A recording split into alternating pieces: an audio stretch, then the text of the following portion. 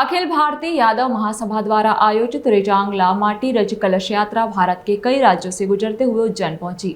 यात्रा 1962 के भारत चीन युद्ध में शहीद हुए वीर अहिर सैनिकों की स्मृति में आयोजित की गई, जिन्होंने रेजांगला दर्रे पर अपनी वीरता और बलिदान का प्रदर्शन किया था। उज्जैन पहुंचने पर कलश यात्रा का स्वागत मध्य प्रदेश कुश्ती महासंघ के वरिष्ठ उपाध्यक्ष और वरिष्ठ समाज सेवक दादा दयालु ने किया। उन्होंने कलश को अपने हाथों से उठाकर यात्रा का समापन किया और सभी कलश यात्रियों का स्वागत अभिनंदन किया।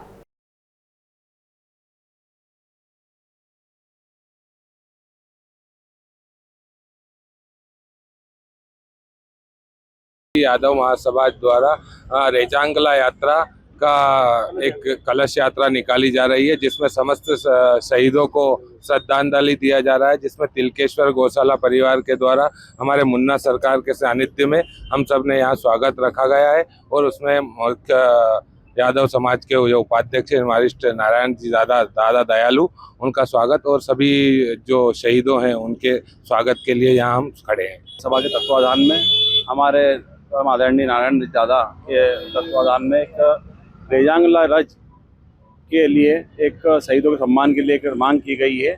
उसके लिए जो भारत चीन युद्ध हुआ था उसमें शहीद हुए हमारे शहीद, उनके लिए रेजांगला रज की मांग की गई है और इसके लिए कलश यात्रा निकाली गई है। इसी कार्यक्रम में आज तिलकेश्वर गौशाला द्वारा यात्रा का स्वागत किया गया है। यहाँ पर हमारे तिलकेश्वर गौशाला के संचालक आदरणीय मुन्ना सरकार, अशोक जी जैन साहब, सचिव विशाल जी शर्मा और हेमंत पांचाल जी, राम पांचाल जी, हमारे पवन जी पटेल, गोपाल जी आइंदा और पूरी मित्र मंडली यहाँ पर पधारी है और सबने कलश यात्रा का बहुत स्वागत किया है। और कहीं ना कहीं ये मांग जायज़ भी है और सरकार को इसमें पहल करना चाहिए। यादव अहिर जो रज की मांग की गई है वो करना चाहिए। यात्रा रेजांगला शहादत कलश यात्रा 19 राज्यों को होते हुए 18 नवंबर को दिल्ली के जंतर मंतर पर एक विशाल रैली के साथ समापन होगा।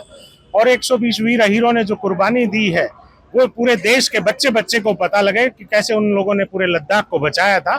इस यात्रा का यही मकसद है।